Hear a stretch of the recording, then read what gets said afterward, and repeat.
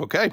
Hello and welcome to another episode of VR Download, a weekly show where we discuss industry news and fun things that are happening in the VR space. Hi, I'm your host, Kyle, and with me today is...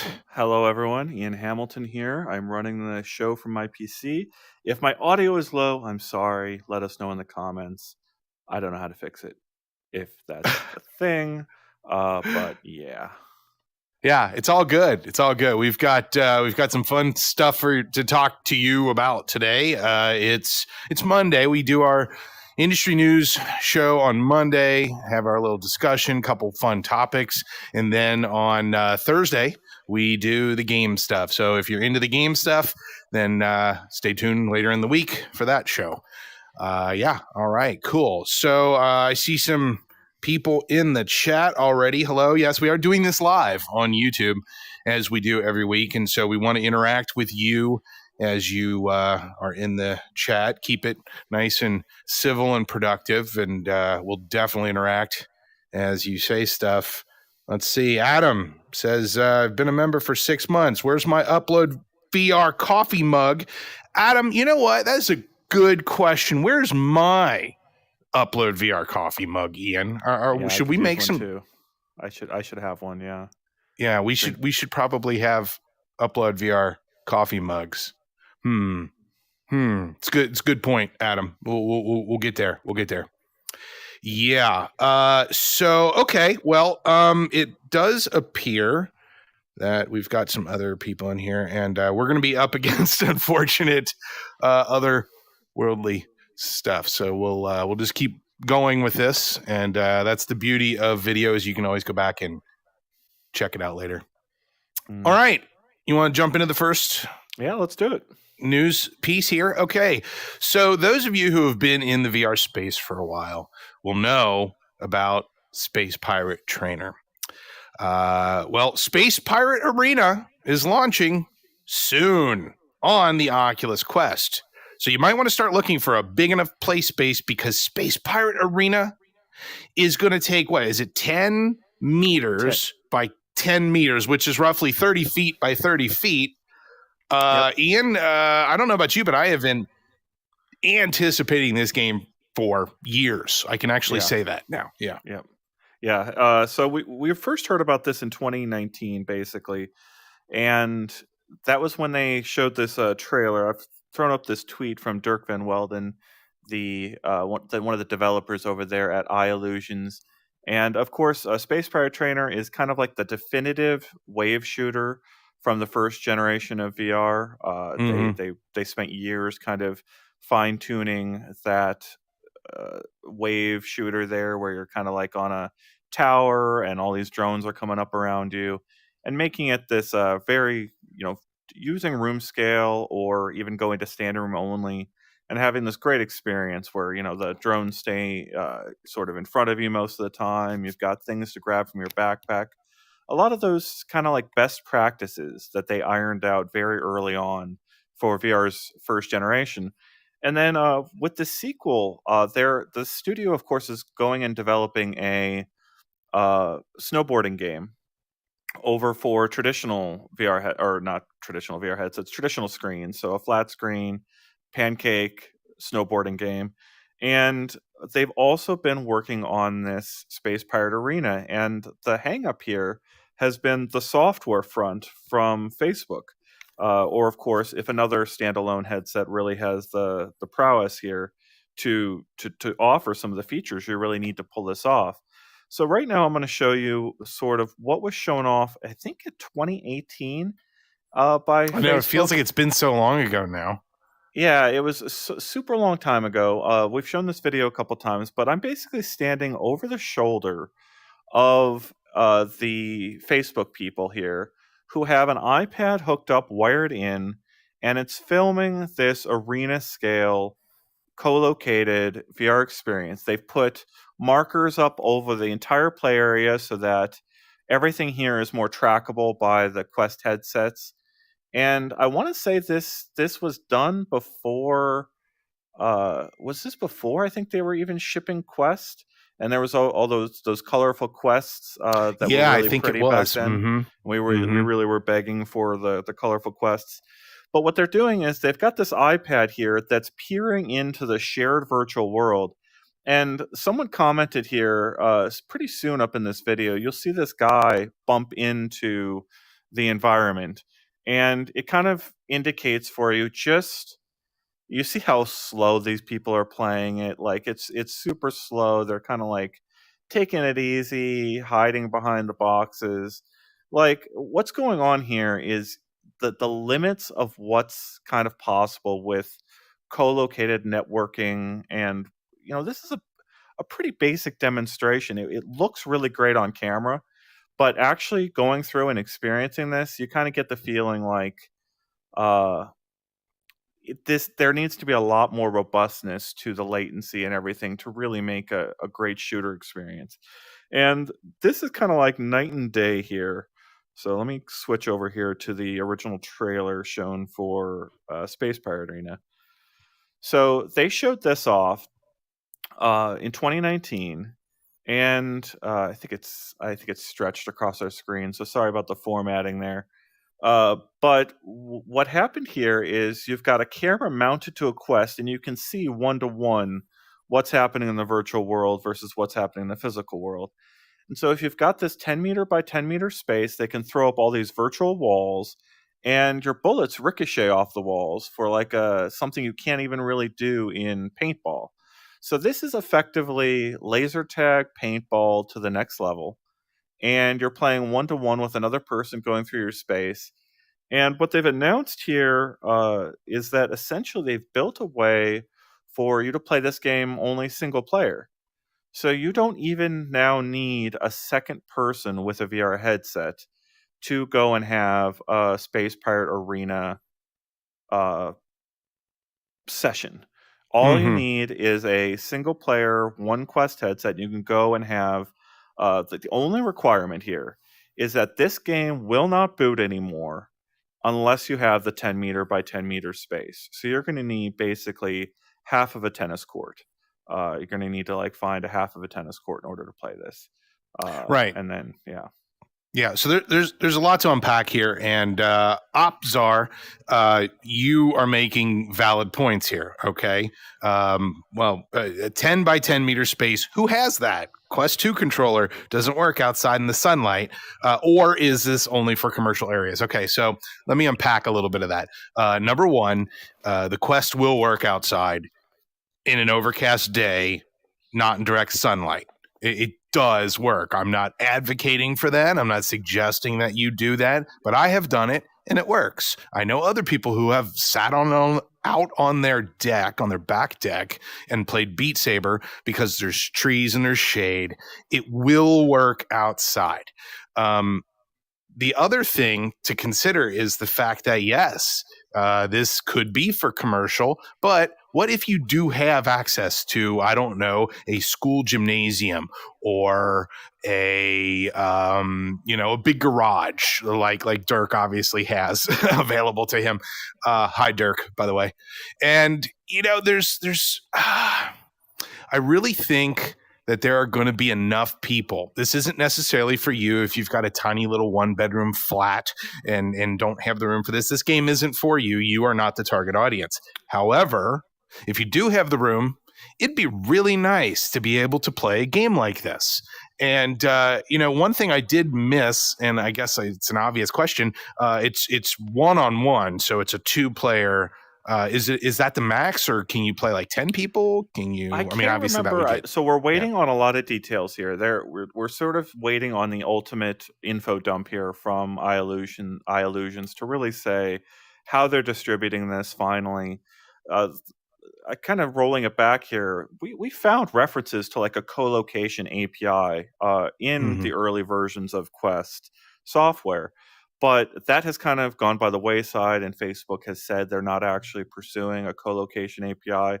So they've done a lot of custom stuff here to sync up the location between two headsets and have that work over just a Wi-Fi connection, maybe you're tethering.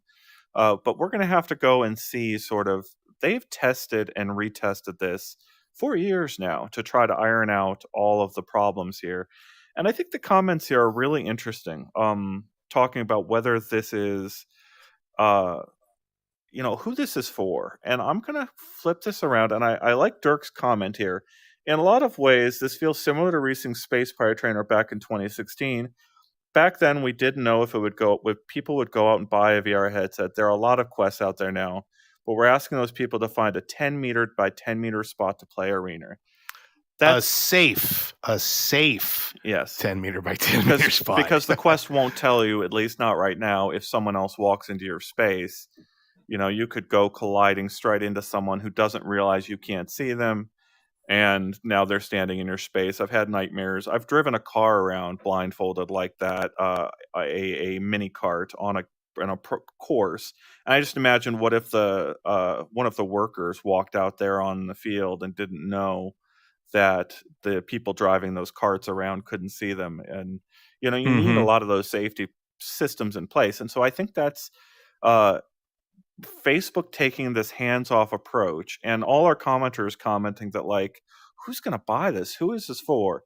And I'm going to take kind of an opposite perspective on that, where I very much understand it, what you're saying, like it's a smaller market. But right now, I think people are itching for things to do with their Quest. And I actually think there's an interesting overlap here between the way people use VR headsets and this type of experience. If anyone in the comments wants to disagree with me, I understand that.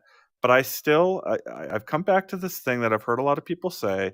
VR headsets are an appointment-based machine. You make an appointment to go use your VR headset. You plan ahead to have the time for it, and you make that time usually at this point in time in 2021 on your own. But I think we're moving to this phase where if they can get across that 10 million milestone that Facebook thinks it's zeroing in on, this is something we've heard from Jesse Schell and others at Facebook, where you get across a certain threshold and it becomes likely that there's someone in your social circle that also has the headset, and you can actually make an appointment to go play with them. And this is why we've put out a co-op, a cross-play list of the best cross-play games, where you can go and get a Steam VR-based headset or Quest and go and get in the game together with somebody else. So games like Walkabout Mini Golf, you just share a code and you're in there in a room together with voice chat, having a mini golf game. I kind of think we're in this phase here in the next 6 months to a year, where a lot more of these appointment-based experiences are going to take off, where it's like, hey, do you want to go do something together in Quest? And you've actually got someone who's ready to get into the Quest and play something with you in the next little bit. I'm going to also argue that this experience, if you've got a headset and you've got a friend who's got a headset, it's still cheaper and more effective for the two of you to go and find a safe 10 meter by 10 meter space than it is to go physical mini golfing, bowling, even out to the movies. All these activities that are out of home experiences that you would typically go to with a friend in a social way. It's actually cheaper if you've already got the headset to just go and do this appointment with your two VR headsets. I'm curious how the Wi-Fi setup is. If it's a huge pain with the Wi-Fi setup, that's not actually going to follow through. But I'm just going to argue here that I think a lot of people are going to turn to this, and it's going to be surprising. So a lot to unpack here. Number one, the appointment. I think that there is a group of people who do, and I see that Onakazi has already made some references to this. The appointment VR experience does exist. I have done that. I put it on the calendar. Hey, I'll meet you here in VR at 2:00 on Saturday, whatever. However, at the same time, I watch my children sitting on the couch watching a movie, and then suddenly, ding, one of them gets a text message, and they both grab their headsets, and I'm like, where are you guys going? Oh, we're going to go play, Rec Room with cousin Zoe in Cincinnati. Okay, great. It's hi Zoe. It's one of those things that it's specific to the type of player you are. So I think you're not wrong, but I don't think you're 100% right either. It's kind of the other thing that I find interesting, and Brandon C has a question. He says, I wonder if this will boot for people that have Guardian turned off. That, detective, is the right question, and it's something that we will find out if that is correct. In the experience here, they flat out say in the tweet threads, Dirk is saying this game will not boot unless you have the 10 meter by 10 meter space. So I'm thinking that's a 10 meter by 10 meter Guardian. And this game will just not launch if you don't have that space allotted for your Guardian. I think the implication there. So another really good point that was made. How about space? And this is Ken L66. How about space pass-through arena so you don't bump into each other? I was thinking about that as I saw your comment. I was like, yeah, that's an interesting concept. So with the new pass-through API, which we'll talk about next, I wonder if you could remove the outside walls or maybe make them translucent or transparent and still get the same effect with this game, but also be able to see if you're out in a field that a tractor's coming. You know what I mean? So the AR concept now, a lot of that is going to have to rely on what type of occlusion capabilities the Oculus Pass-Through API allows. I personally have not played around with it yet, so I haven't had a chance to. Occlusion, because obviously you need to be able to hide behind a wall in this. So yes, there's a possibility that that's not ridiculous, and I hope that it's true. So I just want to throw that out there as well. A lot of really interesting things here talking about the appointment-based VR type experience. I like the one comment up here saying, I don't need an appointment for my rhythm games. And that's a great example where I'm in the exact same boat. And the only thing I'll point out there is the rhythm experiences are constructed specifically because you get into them within 30 seconds and are playing and being having a fun time within 30 seconds. Appointment-based stuff, you've got to wait 5 minutes while the other person gets logged in and deals then with their finds Wi-Fi out they need to issues. do an update, charge their devices. Yeah. All those things that go wrong. And so there's still a lot of things to overcome to make the location, the appointment-based stuff work. And in fact, that's part of the software updates that Facebook is rolling out, is that kind of effortless, let's create a party and get in together and have voice chat shared. Like, they're trying to make that easier from a software perspective. And you even described it, Kyle, like the ding on your phone and then going and meeting up with the people. But I can't even think about how many times I've had nightmares trying to make sure all the Rec Room accounts are logged in and they're voice chatting over a channel that isn't sharing with everyone on Rec Room, that it's like a protected voice channel. Lots of things that can go wrong there. So Onakazi has another good question, and we'll clarify this if we can here. This still needs separate spaces for each player. I've understood it to be two people inside that same box, that 10 by 10 meter box. As I understand it, that is the ideal way to do it. They did have a version at some point where you each have parallel spaces. So you could be one person on one half of a tennis court and one person on the other half of the tennis court. And they're parallel, but I'm not sure that they're actually going to roll it out that way when this game is actually consumer facing. I think the ideal way that they envision it being played is in the same space. And as you can see in that kind of video that we threw up there, you go fast. You move fast in this game because you're getting chased and bullets are coming out of around walls after you. So this is you're going to be taking your own life into your hands if you go and play this, even on flat surface, safe space. You're risking being blindfolded, and you've got to make sure you're with friends you trust. But you know what? Sort of I did the Dead and Buried Arena, as did you, as did so many other people who attended Oculus Connect 5. And I remember at first feeling very apprehensive about, am I gonna run into something or someone? How is this latency? That am I gonna, like, I think I see a wall there, but not really. And there was a little hiccup here and there. But guess what? Whether this ends up being the know all say all for home arena experiences, is that going to be another acronym? Are we going to start calling this the home arena experience? So, hey, will this be the thing that causes that to occur, or is this just step one? And I think Dead and Buried Arena never came out. Like, well, yeah, because that was from Facebook's sort of backed stuff. I think, all right, so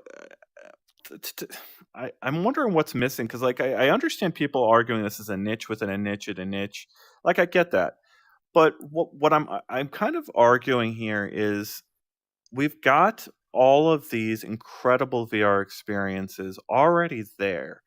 And one of the missing ones was an arena-based, do-it-yourself arena-based VR experience. Like, yes, you could go to the Void and strap on a backpack. Yes, you could go to Dreamscape Immersive, strap on a backpack and use their custom systems and spend $20 for a 20-minute experience in VR.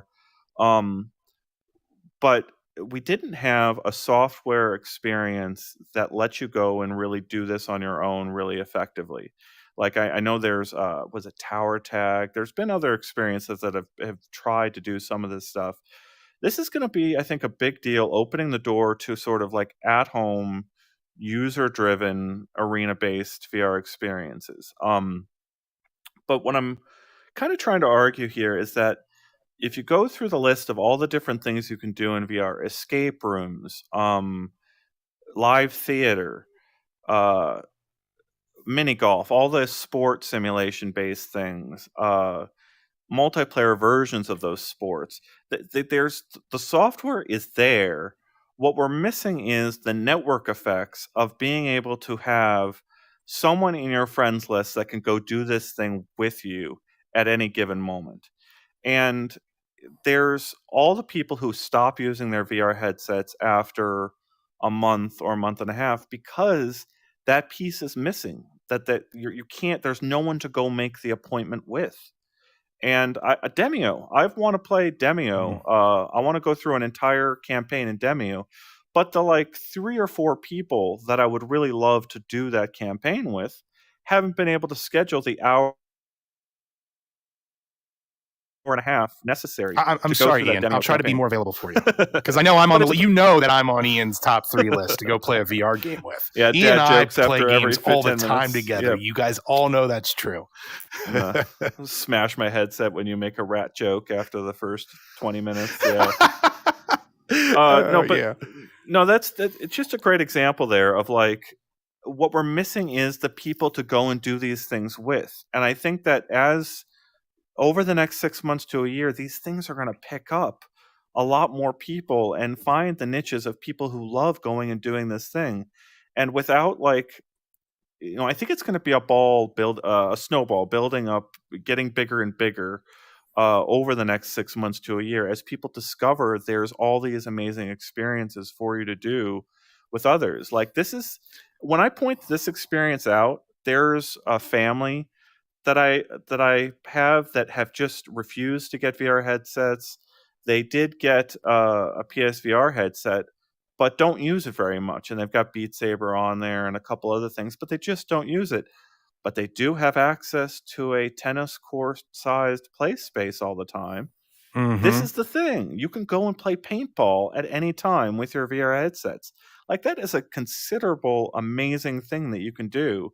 And I do kind of agree with Dirk's take here, Dirk Van Welden's take, that these things are going to sell headsets to people who want this type of experience and aren't there, or haven't been sold on the rhythm, or haven't been sold on the horror experiences, or haven't been sold on the exercise. And like, again, I think we're in this phase of VR where people are going to be waking up day after day and realizing, VR isn't dead. I can actually get fit in VR. I can actually have fun getting fit in VR. I can go and have an amazing horror experience. Wait, there is no PC involved. Like, it's just, we're seeing it day in and day out, people waking up to the fact that the VR in 2021 is not the VR that we had in 2016.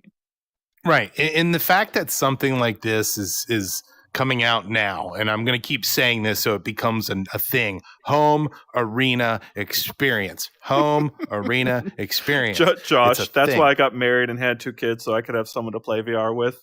Yeah. Yeah. That's funny. That's why I got married and had 4 kids, so I could be a basketball coach. Yep. Yeah. Yeah. That's same thing. I think that's Yeah. So you've got this home arena experience option, because right now, I don't know about the rest of you, but I am not encouraged to go to an out of home experience. I don't want to go to an arcade. I don't want to go to a Chuck E. Cheese or a Dave and Buster's. I mean, I just get the willies just thinking about everybody touching all that stuff right now. Yeah. So I've talked about this in the past of how is VR arcades, how are they going to return, if ever? And I've had this discussion with a couple industry experts out there of like, I really do believe there's this model of having giant open spaces that you rent out, and you could bring your own headset gear, or rent out one of the ones that they have if you really want to trust like a rental system. But you kind of need to have games in place for that to work. And like, I would love to see Cloudland, Walkabout Mini Golf, and all the co-op experiences there. I would be really interested to see if you could have like a giant open indoor space where you've got 2 arenas over here for Space Pirate Arena, and you've got a space over there where you can go do mini golf, and you could I think there's a model there for bring your own VR. So this requirement, like this game literally requires you to have a 10 meter by 10 meter Guardian set up. This opens my brain to think, if one game can require this, then how would that affect other games that I play now? If I were to give myself a 10 by 10 meter Guardian, how would that affect the gameplay of other games? Knowing that this is going to be a requirement for here, what if another game required that? What if that became suddenly, I mean, obviously that's absurd because less than 10% of the, just rough guesstimate off the top of my head, have this ability in their home. I mean, I don't have this. I don't even have I have 0 yard. I would have to go down. There's a soccer field down the road that I can, I doubt my Wi-Fi will connect, so I'll end up tethering. But and there's that limitation too, is, do you have Wi-Fi in this area, this 10 by 10? So, but I'm going to explore and go and look and see what other games would benefit from a 10 by 10 meter, to see if maybe there's some justification for pushing for this type of requirement for other games as well. Yeah, Half-Life Alyx, the Jeff level played at 1-to-1 scale with a physical environment would be amazing. The problem, I think, the Jeff level has areas where you're kind of like going up and down vertically. So you would need to find like a segment of that level that is just flat terrain in order to do it. But I've often sort of wondered, like, why. I've talked about this in the past, but Nicodemus' experience from The Void was pretty much my best experience in VR, where you've got this haptic vest and this monster can come out and touch you, and there were other haptic effects throughout that entire experience. But having real walls that you duck under, and in VR you're kind of like afraid that you're gonna hit your head on this rusty door, but it's not actually a rusty door. You're going down under a physical object, but you could change the texture on it and still have it feel like you're ducking under something and hiding against a wall as Jeff comes by you and all that stuff. Like that 1-to-1 experience of hiding from Jeff would be an incredible thing. But you've got to have perfect 1-to-1 syncing of the environment. You've got to kind of custom build that level. But like all the tools are there to kind of like have an Airlink based system for that, where the Oculus system now lets you make a 15 meter by 15 meter thing. I don't know what's kind of keeping someone from taking all the assets for the Jeff level and testing some of this stuff out. Get some cardboard boxes and really rough out a 1-to-1 version of the Jeff level, Mhm. or something with the Jeff assets, and building that kind of like horror experience in the corner of a warehouse. I consider this. This is another one of my ridiculous ideas, but I'll share it with everyone. I having children, and I know Ian, you also have children. There's something called a pack and play, that is a 6 foot by 6 foot little box that you can stick your kid in, and it's all webbed walls and it's a padded, it's something for them to play in. They need to make one of those that's for adults, that's 10 by 10, that you can just open up and put down in a field and play in. And then you have, are you following me here, Ian?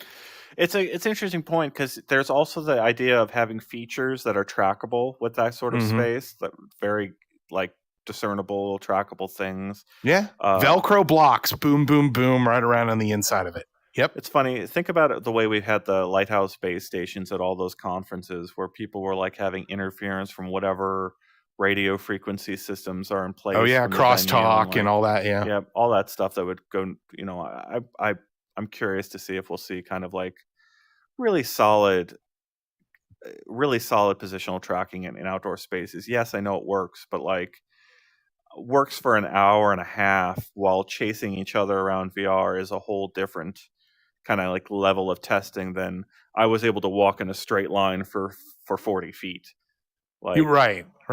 And somebody earlier, and we didn't ignore it. I saw that. I just didn't have a segue to talk about it, about the whole idea of the directed walking, where it can make you feel like you're going straight. I've done one of those experiences before, where I was walking around. It was actually a WorldViz headset with a back pewter tracked by OptiTrack inside of a gymnasium. And I walked and I walked and I walked and I walked. I'm like, I kept walking like this because I knew I was going to hit the wall. No, I was walking around in a very slow circle in the middle of the auditorium. And I'm like, wow, this really does work. So there's some value to that as well, that redirected walking, or whatever they call it. Best Pilot saying it seems like a lot to build for one level, and I think you're right. It's just we've already seen that model, is what I guess what I'm suggesting. That's exactly what the Void did for charging $20 to $30 per ticket, was building out this like maze space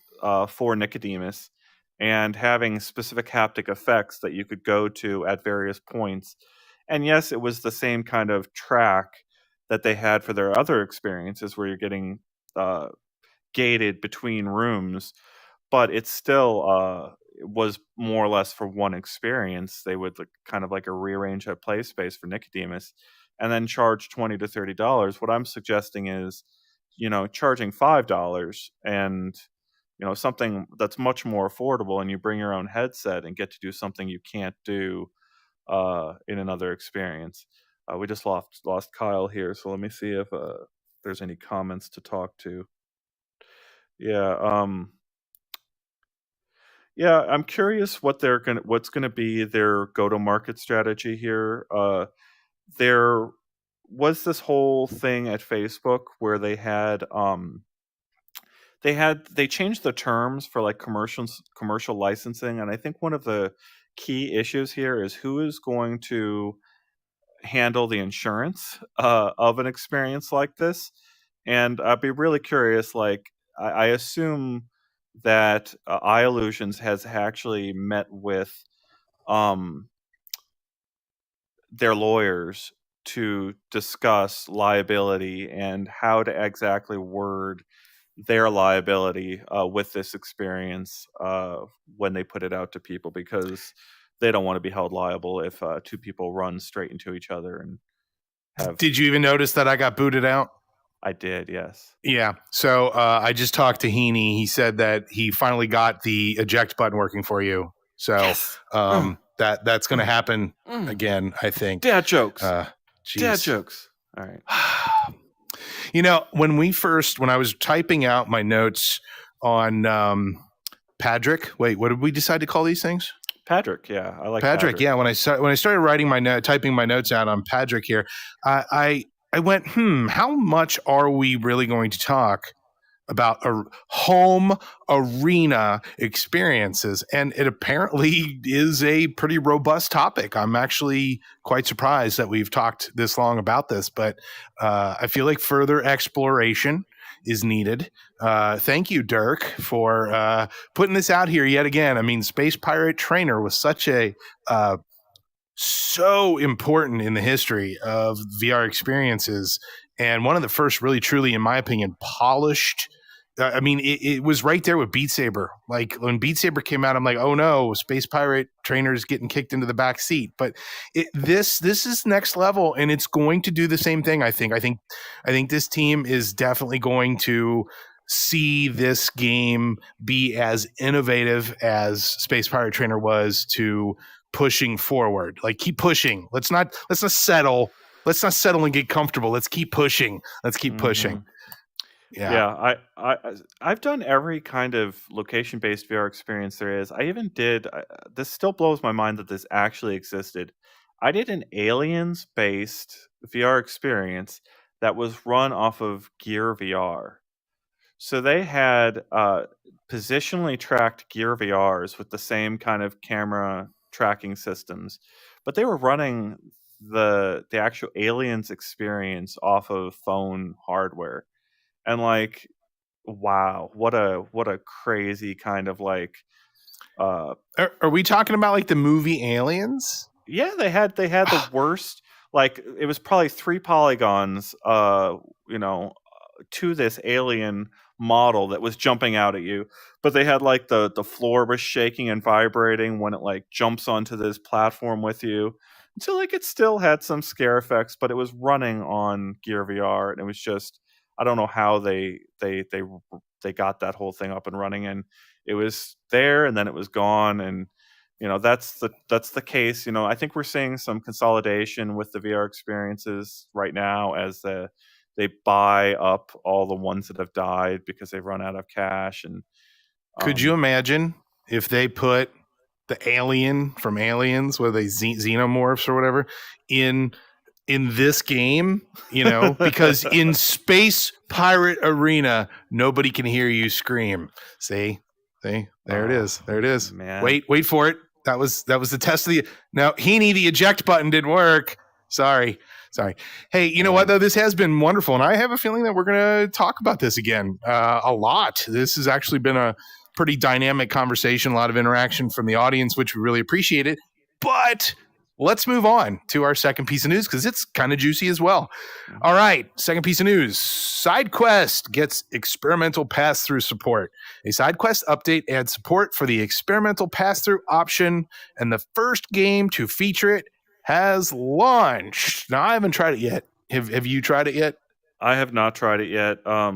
I've been busy, and we'll have some things later this week. Make sure to check out UploadVR.com. We're always working on things behind the scenes, and we will have big stuff coming up soon. But I haven't given this a try, and this is basically the area of SideQuest where you can go and turn on the experimental mode. And I believe you have to turn it on every time that you restart your quest in order to get access to this feature. But obviously, the thing I wanted to get into here is this kind of relates a little bit. You kind of already alluded to it. It relates to the previous story, where if you can turn on AR mode in your VR experience, and then have a 15 by 15 meter Guardian space, you could start doing some really, really interesting things with mapping a physical environment to a virtual one. And so you might see people really start experimenting with these tools and seeing what happens when I custom sync up multiple quests and have the one-to-one physical environment really nailed down there. Could you imagine combine these two things, and it would be incredible? could you imagine and this is just a crazy idea, a 10 by 10 meter or 15 by 15 meter experience where two people walk up with pass-through, and then they could have some sort of like box of some sort that they throw out into the middle of this area, and then like a little creature would pop out, and then those two creatures could have like a battle against each other. I feel like something like that could possibly be popular in the future. What do you think, Ian? It reminds me of Couch Nights, what you just described. That was the original like Unreal multiplayer demo, and you're sitting at a couch, and your friend is sitting at a couch, and you have these two characters running around a coffee table and around your couch, and you have to lean and realize it was such a powerful early example of positional tracking and networked gameplay. But imagine you're both sitting in the same. You're sitting in that seat. I'm sitting in my seat. What we see around us is the real environment. It's actually pretty amazing, pretty compelling. Have you played with? So my kids have Switches, and I went out and got the. I was just so in love with this idea. I had to get them, but there's these Mario and Luigi cars, and my kids want that. Yes, they do. That's such an amazing thing. Where like, I wonder if we could get that. I wonder, because that is AR. Where if you haven't seen these things, you've got a Mario car that's about this size, and it's got a wide screen, a wide angle camera on basically in its driver's seat, and the cars don't actually go around the floor very fast. But because they've got such a wide angle camera on it, it actually feels like these cars are going around at a decent speed. Yeah. And it's pretty cool. And I would love to see, there's like all those examples like that where like, I would love to have little characters, popping up around my house and hiding behind couches. And I think that's one of the examples that Facebook actually gave here was like zombies hiding behind your couch was something that they could potentially do with these tools. But I definitely want this experience where when you have this like again, it's all down to software tools, right? How far can people take this AR mode and what can they build with it? And can they, has Facebook built in the co-location layer? I don't think they have.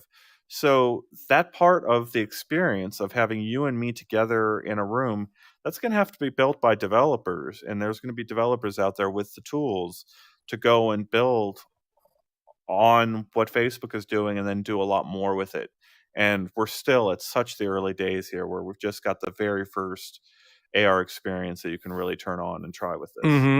There's some weird fusion stuff that just runs through my brain. We've been talking about using a tennis court, two people on different sides of a tennis court to play Space Pirate Arena. But what if they were just playing tennis? You got your controller. It's got a tennis racket on it and a fake ball going back and forth in AR. You could literally do that with all of this that we've been talking about today. We've got big enough. I'm waiting for someone. Someone needs to do that. I need to see how wide a 1/2 size tennis court is. If someone wants to Google what the size is, I'm curious if 15 meters by 15 meters does encompass a full 1/2 side of a tennis court, because we've got to be very, very close to having two quests able to play like a 1-to-1 game of real full size. Or you just tennis. Playing against a bot. You could have a character on the other side. You could be playing tennis on a real tennis court. And you're like, oh, I'm on a tennis court and I have my tennis racket, but darn, I don't have anybody to play with. And then up pops, Mario or Samus or, pick your favorite character. Somebody has asked, let me see here. Where was it? August CCAT, where can I find UploadVR merch? We do have some t-shirts linked on the bottom of the video here itself, but you can also go to Amazon. I'm going to blow everybody's mind here. Go to Amazon.com and search for UploadVR. See what you find. There could be hoodies. There could be shirts. There could be other things. Go check it out. All right, so back to the conversation at hand. Yeah. So Scornful Six, me and my friend played 11 table tennis over a pool table, and it was really funny to watch. Exactly. Yep. Exactly. But imagine if you actually used that table to do the whole, the physics, the bouncing. I mean, I don't know where we're at yet with the pass-through API and the actual physics and interacting. And like I said before, occlusion is important for AR. So I am excited that this is kind of like a little renaissance for this technology. I've been waiting for something like this to pop up. Yep. Heaney and I have talked about this on previous shows that we kind of expect Apple's VR AR headset to really push the boundaries on specifically this type of experience, where we would assume that Apple is going to try very hard to make its headset have killer pass-through AR functionality if it's a VR headset. So hopefully we'll see color and we'll see sort of distortion correction that really works within 3D with whatever pass-through cameras and technology they're using. But what Heaney and I have kind of come back to, and Heaney has been sort of pushing this for a long time, is that this idea that there's a whole class of apps that use your physical environment around you that we have yet to see how good those feel, really. We've seen some of those ideas from Magic Leap and HoloLens, but the limited field of view on those headsets make it really hard to feel immersed with that content. And when you've got the field of view of a VR headset combined with being able to show virtual content through that entire field of view, combined with a really, really strong physical understanding. You talked about occlusion, knowing that there's a 1 foot space behind my couch and that you could populate content behind there. That's a pretty huge deal. And I know Unity, Timothy West over there at Unity has been working on the AR tools over there with a growing team to build specifically for that type of experience. So here's what's funny to me is that of all the people, we're all talking about, Apple. Oh, well, who's got a really good setup going on and doesn't seem to care one bit? Microsoft. Because I was developing for HoloLens years ago. It's so funny to say that. It's just hilarious. Years ago, when I was developing for the HoloLens, there was plenty of opportunity to get awesome AR content. There was games like Robo Raid, which is very similar to the first game experience. It's on Passthrough here. They also have VR headsets, and so all they would really need to do is work on the pass-through capabilities. And Microsoft could come out right now with a headset that would make Apple go, "Whoa, we should have released this."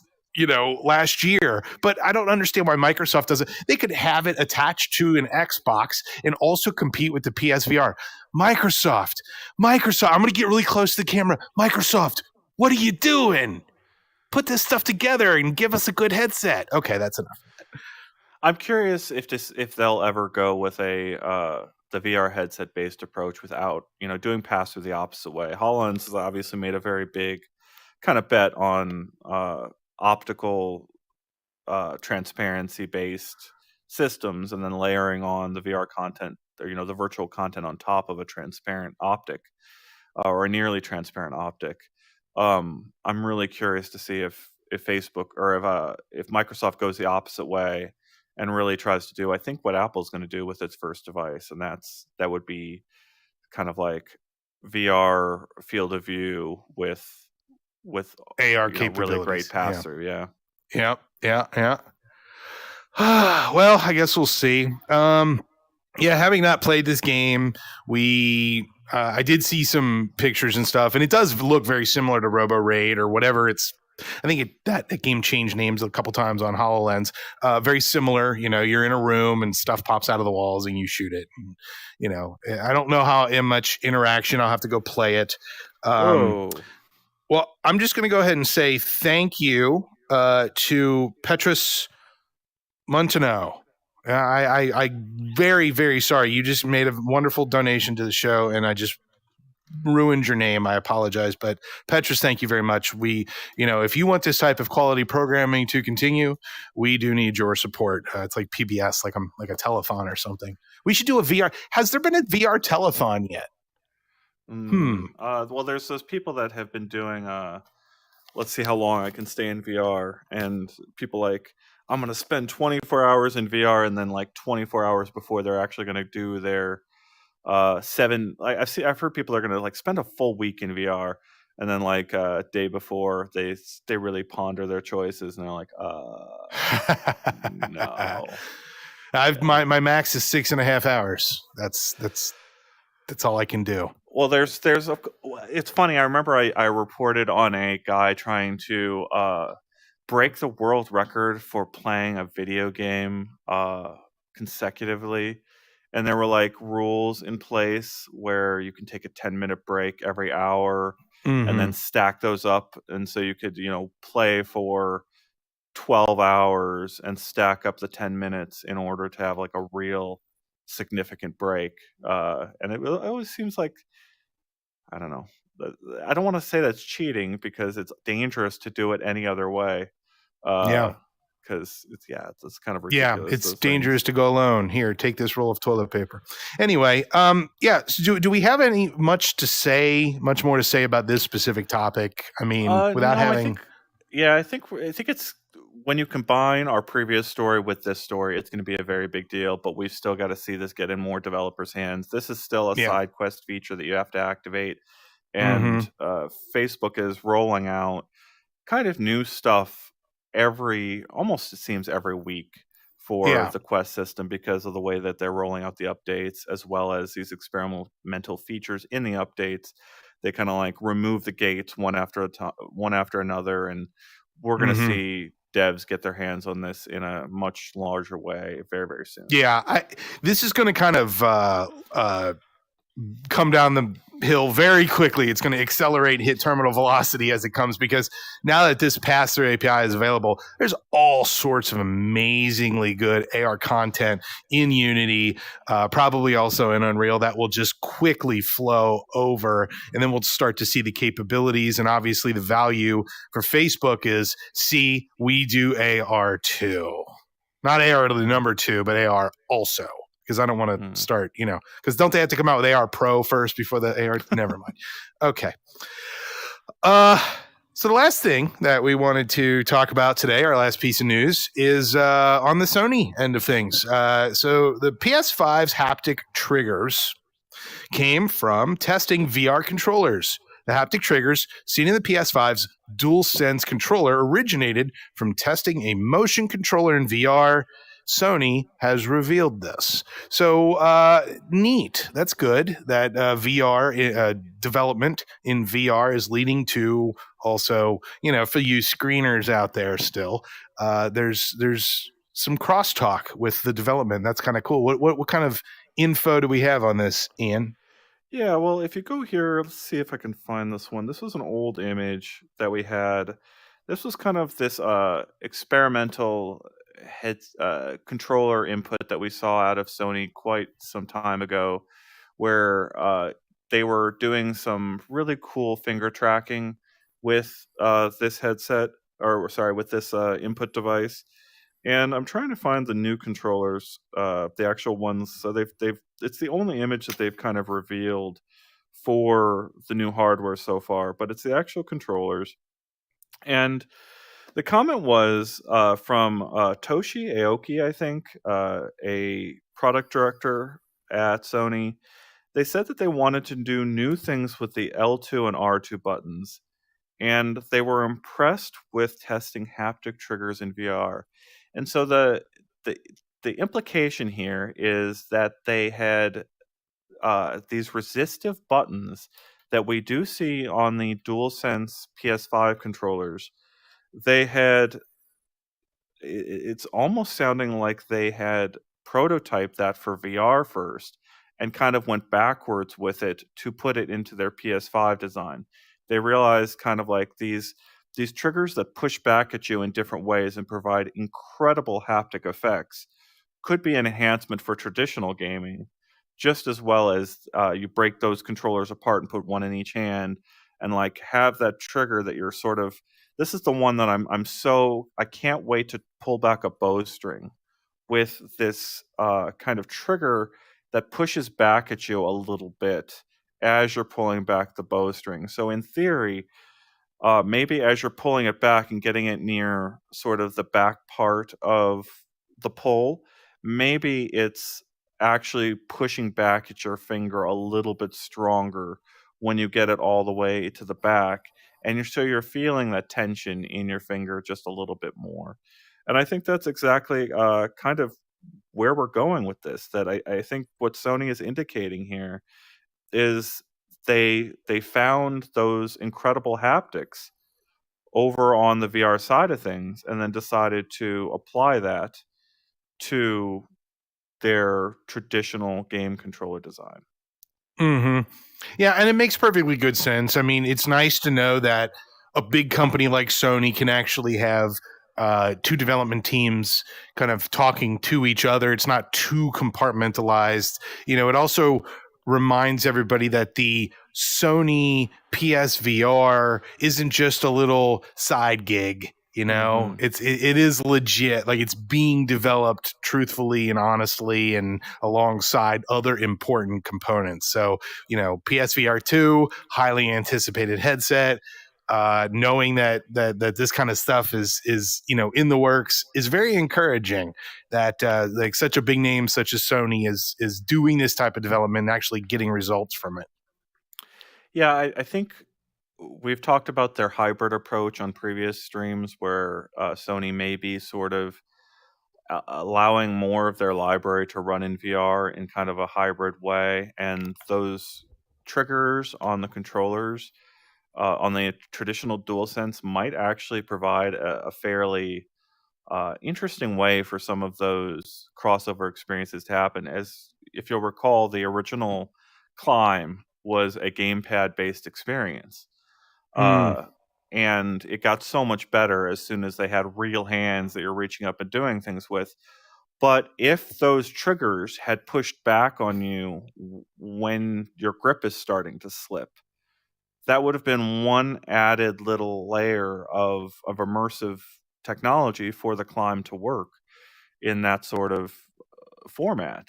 So it's interesting to think of uh, this this all potentially coming together to evolve Sony's ecosystem in a really interesting way. Like maybe VR games work okay with gamepad, but get significantly better when you've got these controllers and all the things you can do with the sort of separated actual one-to-one feedback with where your hands are. Yeah. I saw people asking earlier about other specs on the PSVR 2. We will have a video out very soon updating everything we know currently about PSVR 2. Obviously, UploadVR was first to report some of the new specs in the new PlayStation headset. And we've heard a few more details since then, and we're going to update and provide a really good overview of everything we know for sure at this point. The thing that I just want to reiterate for the people out there wondering and trying to understand where things are, if you combine these haptic effects, the trigger that pushes back at you, with eye tracking, I think we're going to see throwing and things like bow pulling action and trigger pulling for guns that it's going to be night and day with what was happening on the first generation of PSVR and just on VR in general. When you can release an object and have it actually go where you expect it to go, or even in the case of a Half-Life Alyx, pull an object to you and actually have it be the object you're looking at that given moment, that's going to dramatically change interaction across the board. It's going to make so many things that were kind of like a little frustrating just so much better. Half-Life Alyx, I want to say when I'm looking at an object, it maybe takes me 2 to 3 seconds sometimes to actually get the icon on the object I actually want it to. I gotta like move my hand up and down a little bit sometimes to get the object selected that I want to pull towards me. That will go away with eye tracking, and the new PlayStation headset has eye tracking. Um, when you can combine that with like grasping and throwing objects, the software doesn't need to take a guess anymore about what object you want to pull towards you, who you want to actually throw the ball to. That stuff goes away, and we get just across the board dramatically better interactions. And I cannot wait to actually feel what 4 or 5 developers are able to actually do with that technology. I think that's going to be an eye-opening moment. The moment that Well, Sony gets these it's going to be an eye controllers. tracking moment. Yes.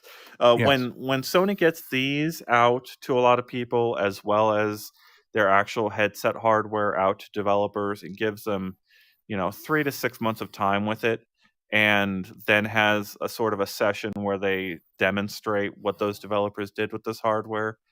That's kind of like when we really get some next generation articles kicked off of like, yeah, VR is really good this next generation.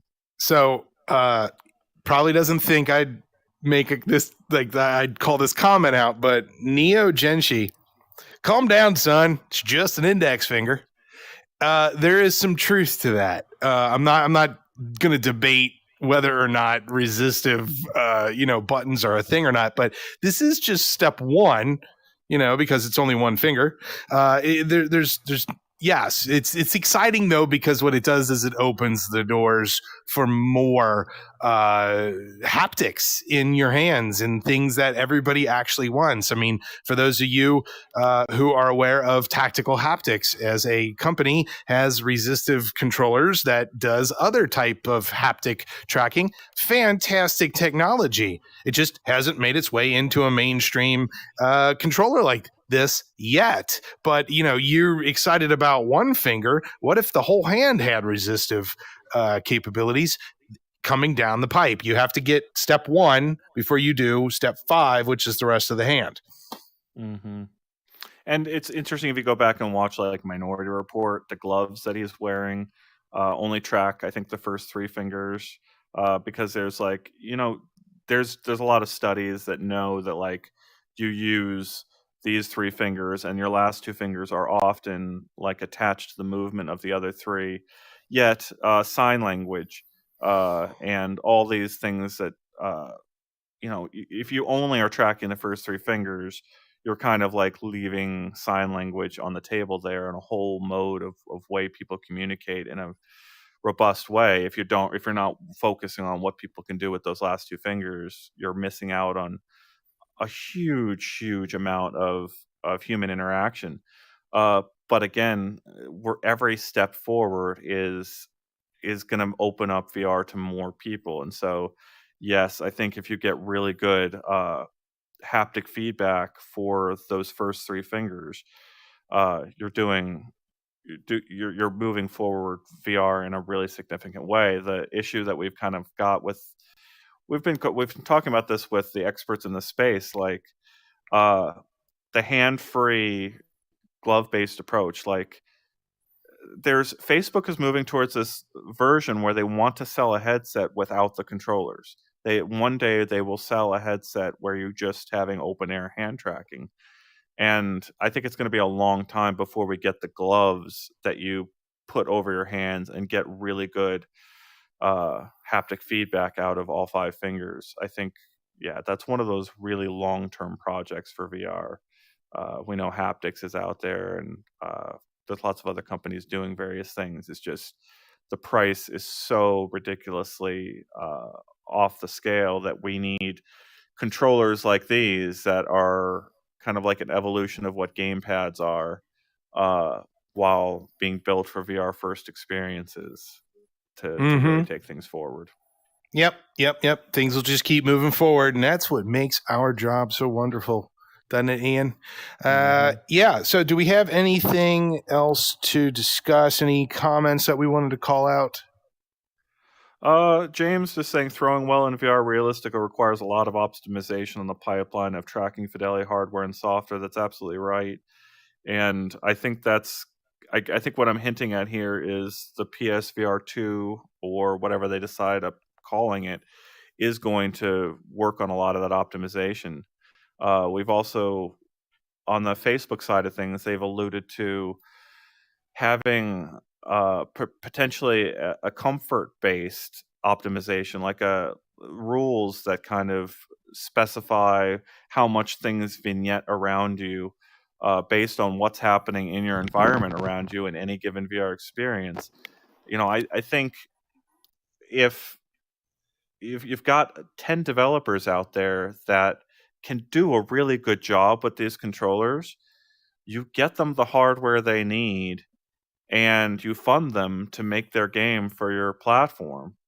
And they're going to do all of those optimizations. They're going to use all the platform's tools to to produce an incredible experience. And I would love it would be amazing to experience Boneworks and Half-Life Alyx again on a system like the one I'm talking about. Mm-hmm. If you can fund Valve to go and build Half-Life Alyx for the PlayStation 5 and these controllers, I'm convinced it'll be an even better form of the game. Like, because of all those things that I'm sort of hinting at here. If you can reach for the actual item you want and pull it towards you, it's going to be an even better experience of Half-Life Alyx. And I don't see why we won't see 5 to 10 of those if Sony gets this hardware into the hands of the right devs. Yep, I agree. I think that there's a lot to be said for the potentials. Maybe Half-Life Alyx becomes this platform's Crisis. Can it run Crisis? How good can it run Crisis? That kind of nonsense. Alyx is a very powerful game with a lot of potential. The open world kind of concept is always intriguing to most people, and best test ground for new technology. I think that's really that's an important point to make. Very obviously, we have gotten the audience involved, and we've interacted with those of you who have made some comments, and we do really appreciate that. So, as we always say at the end of every show, like, subscribe, share, make comments. I mean, you guys know the drill at this point. It's pretty fulfilling for us to be able to interact with a live audience. And especially when we're having these conversations, some people like to disagree with me. Actually, most people like to disagree with me. Some people like to disagree with Ian. Some people only come to hear Ian say pistol whip, which you have not. Yes. Go ahead. Oh, good one. Good. Kyle brought it up. I'm allowed. Someone earlier in the show was asking for my impressions of pistol whip. I'm blown away with the new update. Really, really loving it. I have yet to play with the boomstick. I played it with it in the campaign. But this is their new weapon that has sort of splash damage, or like it you can shoot off of your environment and have some of these things ricochet in different ways. And I can't wait to play with that. Go check out our interview with Joel Green over on the channel. We did a quick interview, and I really, really loved one of the details I got out of him, where it's as of yesterday, the price has increased for Pistol Whip. So it's gone from a $24.99 game to a $29.99 game. So from $25 to $30. And they gave people 3 days after the release of their new Smoke and Thunder update to get the game at the lower price. And now if you're looking for Pistol Whip now, you're going to be spending $5 more, but there's no DLC in the game. And I'm really seeing a trend here in VR developers like Cloudhead Games that have more than 5 years experience developing, really kind of like saying, we need to build bigger games, the kind of games that we dreamed of 5 years ago that we weren't actually building. And they're being really smart about price increases. So Alden Dynamics did the same thing. They increased the price of Wall to the Wizard with their new update.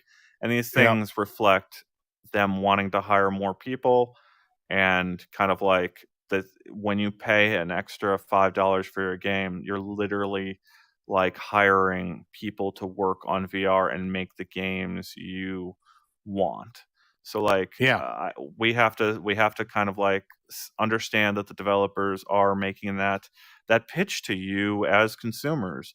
Don't complain about the increased prices of our games, because you can't have both. You can't have, like, these developers are saying they want to build the AAA large experiences that everyone is asking for, but we need to hire more people to make that possible. And that's literally what they're doing when they're increasing the price. They're basically making a very earnest kind of like this earnest kind of like exchange with their customer base, saying, look, we're increasing the price. We think it's worth this increased price, and we're going to build a bigger game based on the extra money you're giving us, and we're going to do that by hiring more people. So, like, Yep. I just, yeah, you're supporting devs out there when you pay full price for a game, and when they raise the price of their game, you're supporting the exact thing these devs want to go and do,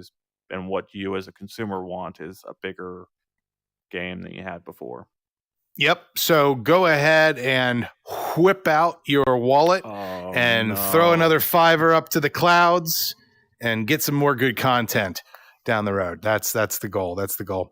All right. So as usual, UploadVR.com for all the latest news, reviews, comments, and interviews in the VR space. We got some fun stuff coming up later this week. Always check out. I mean, if I were you, I would just make UploadVR.com your homepage on your browser, on all of your browsers. As a matter of fact, when you go to other people's homes, you could also. No, I don't want to encourage that. I want to suggest it, but I don't want to encourage it. Say, hey Google, play the VR download, and get that on their virtual assistant. Oh yeah. No, absolutely. So great. Well, this has been another wonderful conversation and another wonderful audience. And hi to all of you listening in the podcast as well. You are just as important as the live audience. So thank you very much for watching. We'll see you in the future. Bye-bye.